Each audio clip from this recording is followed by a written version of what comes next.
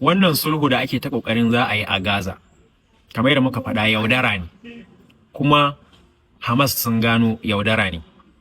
Ana so a ce ma Hamas ta yadda da sulhun kwana 60, ta miƙo hostages wato ribatattun yakinta, su kuma za a ba su dama su ci gaba da gudanarwa a yankin Gaza.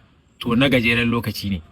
Hamas sun sa sharuɗa wanda da wahala Isra'ila ta iya cikawa, kamar yadda ita ma Isra'ilan ba ta yarda da sharuɗan Hamas ba.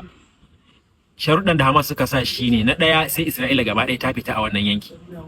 Na biyu, sai an yadda su sake gina Gaza. Na uku, sai an bari tallafi ya shigo na abinci da magani da ruwa zuwa raunanan da ke cikin Gaza, Falasɗinawa waɗanda ake cuta.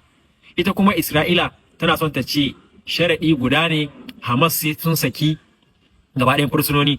To waɗannan fursunonin da Hamas ke rike da su, ba wai rayuwar Hamas ne kawai suka rike ba, ba kuma rayuwar Falasɗinawa kawai suka rike ba. Waɗannan fursunonin su kaɗai ne katanga da ta tare Isra'ila daga ƙarƙare mamaye yammacin kogin Jordan, da kuma ƙarƙare mamaye Gaza, da kuma ƙarƙare mamaye yankin Sinai, wanda shi ɗai ne yankin da yanzu bai dawo hannun Isra'ila ba. Waɗannan fursunonin yakin da ke hannun Hamas su ne fursunonin da suka hana Larabawa su tuma su yi biyayya mudulaka ga Isra'ila. Hamas ta san haka. Sinwar da ya kitsa wannan yakin ya san haka. Don haka waɗannan fursunonin Hamas ba za ta sake su gabaki ɗaya ba, sai da garanti na tabbatuwar Falasɗinawa a wannan yankin. Domin waɗannan fursunonin su suka hana a kori Falasɗinawa wannan yankin. Idan ba a tabbatar da zaman Falasɗinawa a wannan yankin ba, Hamas ba za ta sake su ba. Waɗannan fursunonin su kaɗai ne fursunonin da za su ba Hamas garanti na kore Isra'ila wannan yanki.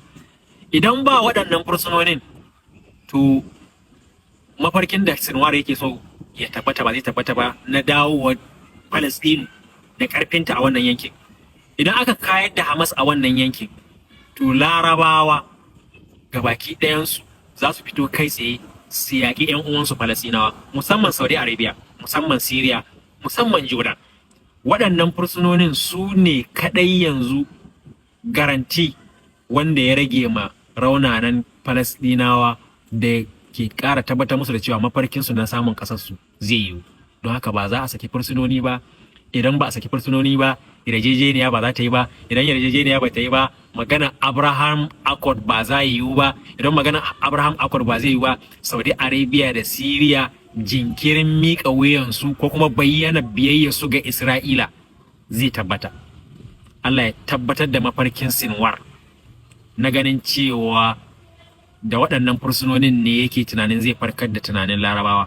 Idan kuma Larabawa ba su farka ba, da ma Sinwar na da option na biyu cewa sai dai a maimaita Karbala a Gaza. Maimaita Karbala a Gaza shi kuma watse gaba ɗaya duk shirin Isra'ila ne. Allah ya taimaki raunana, Allah ya tabbatar da mu, Allah ya muna maganin makiya.